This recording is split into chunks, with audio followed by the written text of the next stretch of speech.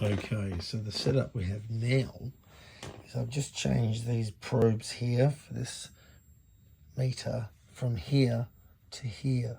Now remember the difference between this capacitor and this capacitor is this one goes to ground and this one, let's just go into this fluorescent light, which I'm pretty sure is on. Now, the other one I was getting 330 volts, that being connected to ground. This one I'm getting up to 3 volts, which is a big difference. So,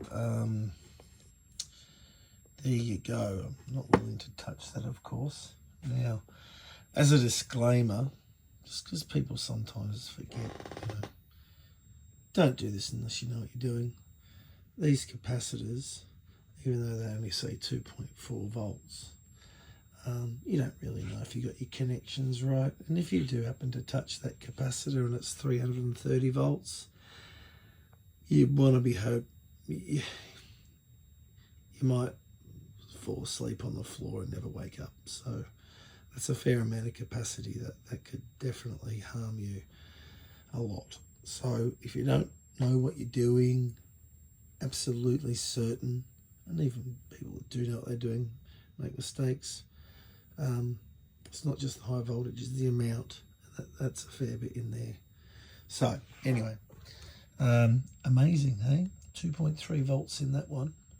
That ground is able to get it up to, I think it was 330 volts or something like that.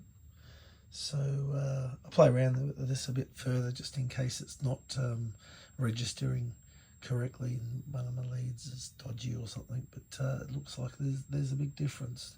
Having that ground enables this side to be charged, but also the electrons can rush in and match it, and that's the idea.